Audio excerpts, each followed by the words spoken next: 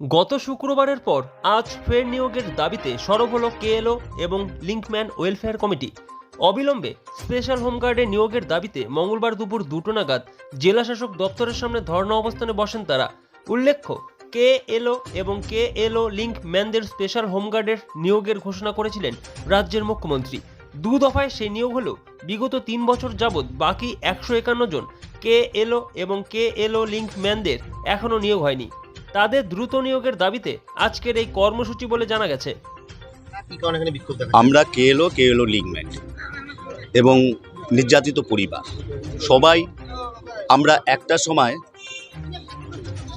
একটা সময় মমতা ব্যানার্জি আসার আগ মুহূর্তে আমরা প্রত্যেকেই কেএলও এবং কেএলও লিঙ্কম্যানদের সঙ্গে জড়িত ছিলাম। তো উনি আসার পরে প্রতিশ্রুতি দিয়েছিল যে আমাদের স্পেশাল হোমগার্ডে একসঙ্গে মাওবাদীদের সঙ্গে কেএলও এদেরকে দুজনকে স্পেশাল হোমগার্ডে নিযুক্ত করবে। কিন্তু আমাদের ডিআইবি রিপোর্ট সব কিছু হয়ে যাওয়ার পরও আমরা 3টা বছর আমরা এইভাবে বসে আছি, কোনো রকম আমাদের নিযুক্তপত্র দিচ্ছে না। তাই আমরা প্রত্যেকটা সময় মধ্যে আমরা ডেপুটেশন দিচ্ছি যাতে আমাদের সুরাহা মমতা ব্যানার্জি শুনে আমাদের সুরাহা করে দেয় বা আমাদের নিযুক্তপত্র দেন।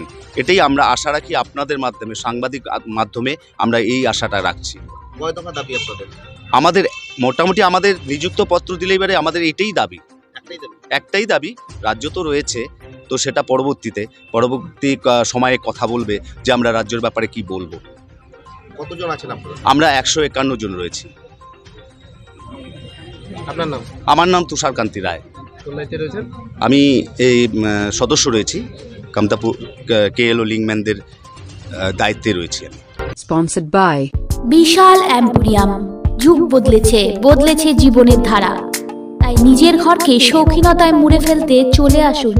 Co-sponsored by